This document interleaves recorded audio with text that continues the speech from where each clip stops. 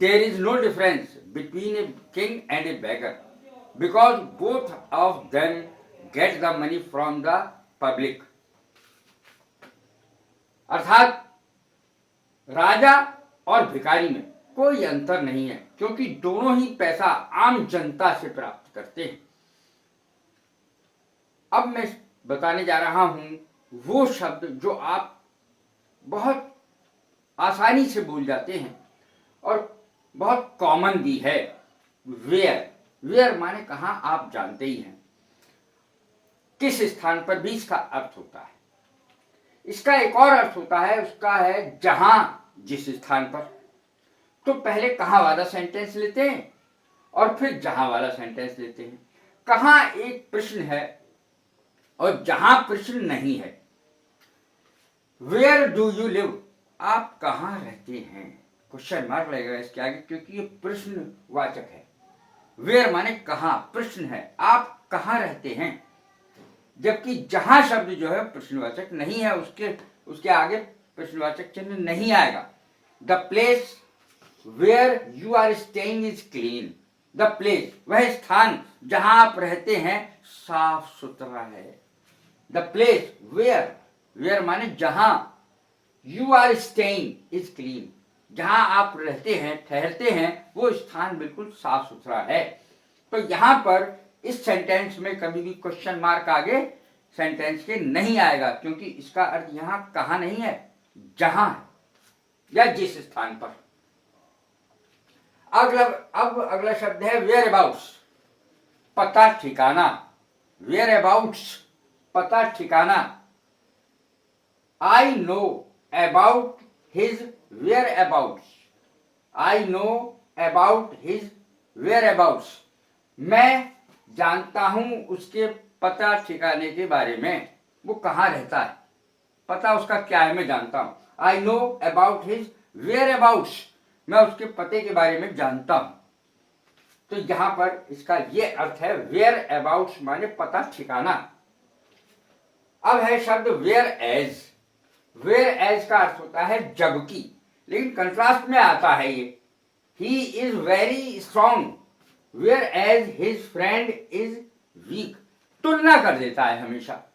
ये शब्द where as या वाइल भी तुलना के लिए आता है। वाइल शब्द भी इसके स्थान पर यूज हो सकता है। ही इज वेरी स्ट्रॉन्ग, वह बहुत तगड़ा है, मजबूत है। वेयर एज जबकि हिज फ्रेंड इज वीक, उसका दोस्त कमजोर है। आप देखें तुलना हो रही है दोनों की। वह बहुत तगड़ा है लेकिन उसका दोस्त बहुत कमजोर है, जबकि उसका दोस्त बहुत कमजोर है। दोनों में तुलना की हो रही है, कंट्रास्ट आ गया। He is very strong whereas his friend is weak. Weak माने कमजोर, WEEK, वीक माने होता है सप्ताह। WEAK, इसका अर्थ होता है कमजोर। दोनों में अर्थ जरूर आना चाहिए, बिल्कुल एक सा बोला जाता है, उच्चारण भी एक है। वीक, दोनों का उच्चारण वीक है लेकिन अर्थ बिल्कुल अलग अलग है। Whereby, whereby, whereby माने जिसके द्वारा, जिसके द्वारा।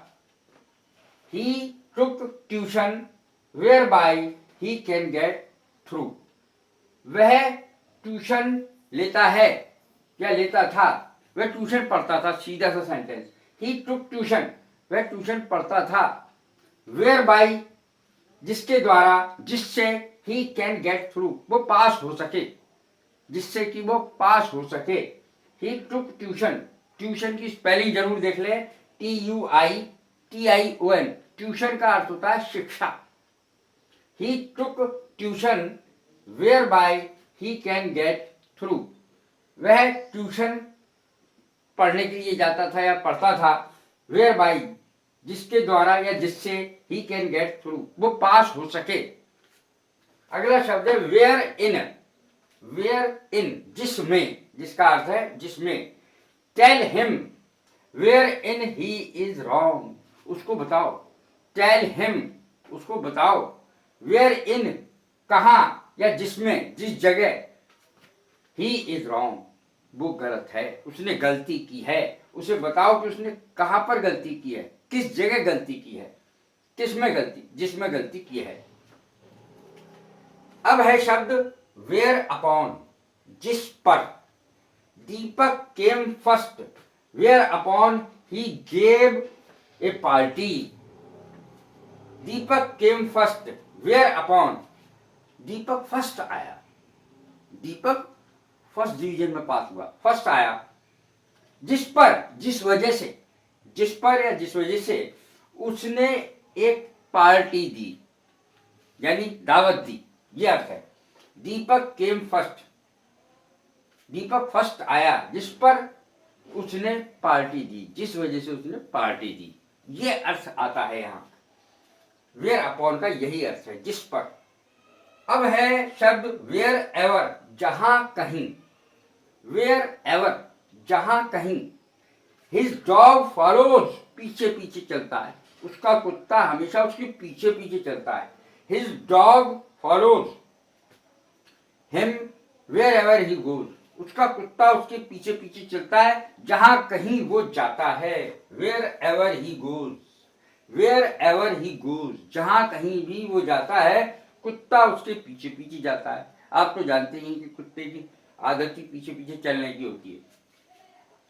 वेयर विदाल, वेयर विदाल, धन। He wants to buy a car. अब ये शब्द थोड़ा सा नया है, मैं बता दूं। Wherewithal, wherewithal, धन इसका अर्थ है पैसा, धन। He wants to buy a car, वो एक कार खरीदना चाहता है। He wants to buy a car, वो एक कार खरीदना चाहता है। But he doesn't have the wherewithal, अर्थात वो कार खरीदना तो चाहता है लेकिन उसके पास पैसे नहीं है। वेयर विद ऑल, धन नहीं है, पैसा नहीं है। He wants to buy a car, ये मैं बार बार इसलिए बताता हूं क्योंकि ये शब्द थोड़ा सा नया हो सकता है आप लोगों के लिए। वेयर विद ऑल, धन। He wants to buy a car, buy माने खरीदना। But he doesn't have the wherewithal, उसके पास धन नहीं है। वो एक कार खरीदना चाहता है लेकिन उसके पास क्या है, धन नहीं है। अब अगला शब्द वेरी वेरी वेरी इंपॉर्टेंट है, काउच। काउच शब्द का इस्तेमाल किया जाता है कभी कभी और लोगों को समझ में नहीं आता कि इसका अर्थ क्या होता है। काउच का अर्थ होता है या तो खाट जिस पे हम सोते, या पलंग, पलंग पे भी सोते हैं। खाट या पलंग इसका अर्थ होता है। इसका एक और अर्थ होता है चित्त लेटना, सीधे लेटना, चित्त लेटना ऐसे करके, पलट के नहीं, सीधा लेटना। इसके दोनों की सेंटेंस में बताऊंगा, अर्थ तो मैंने बता दिया काउच का, COUCH, couch. Her son slept on the couch, उसका बेटा पलंग पे सो गया या खाट पे सो गया। Slept, sleep, slept, slept. Sleep सोने की अंग्रेजी है, सोने की, नींद की, सोने की। स्लेप्ट इसकी सेकंड फॉर्म है, थर्ड भी स्लेप्ट है इसकी form. Her son slept on the couch, यहां पर ये सेकंड फॉर्म के तौर पर यूज किया गया है स्लेप्ट, क्योंकि सीधे कर्ता के बाद सेकंड फॉर्म है। अगर थर्ड फॉर्म लगाएंगे तो है या है का प्रयोग होगा, लेकिन अगर सीधे कर्ता के बाद सेकंड फॉर्म आए तो पास्ट इंडेफिनिट होगा हमेशा। हर son slept on the couch, उसका बेटा पलंग पे सो गया। अब चित्त लेटना, सीधा लेटना। A cow couched on a grassy field, एक काउ, गाय सीधी लेट गई कहा, ग्रासी फील्ड। ग्रास माने घास, ग्रासी यानी घास से भरी हुई मैदान, फील्ड माने मैदान, घास का मैदान। घास के मैदान पर एक काव यानी गाय सीधी लेट गई, काउच्ड ऑन ए ग्रासी फील्ड। तो ये गाय का सीधा लेटना, चित्त लेटना। काउच शब्द का इस्तेमाल होगा, काउच के साथ ऑन आएगा। अब अगला शब्द सबसे ज्यादा इंपॉर्टेंट है, काउच पोटैटो। किसी ने मुझसे पूछा भी था आज काउच पोटैटो के बारे में कि मेरा बेटा दिन भर टीवी देखता रहता है, तो इसके लिए बहुत ही सरल अंग्रेजी है। इसके लिए काउच पोटैटो माने जो बैठा हुआ दिन भर टीवी देखता रहता है, उसके लिए ये शब्द आता है। काउच पोटैटो टीवी देखते हुए घर पर समय बिताने वाले को कहते। Couch potato, my son is like a couch potato, मेरा बेटा एक काउच पोटैटो की तरह है। काउच पोटैटो का मतलब आप जानती हैं, जो टीवी देखता रहता है। इसका अर्थ है कि मेरा बेटा दिन भर टीवी देखता रहता है। इसका अर्थ ये हुआ, my son is like a couch potato, मेरा बेटा दिन भर टीवी देखता रहता है। तो इस प्रकार से इसका अर्थ बैठता है, जो समझना जरूरी है। ये शब्द जो मैंने लिए हैं निश्चित रूप से आपको पसंद आएंगे, और यदि पसंद आ रहे हों तो लाइक करें, शेयर करें, सब्सक्राइब करें। God bless you. Thank you very much.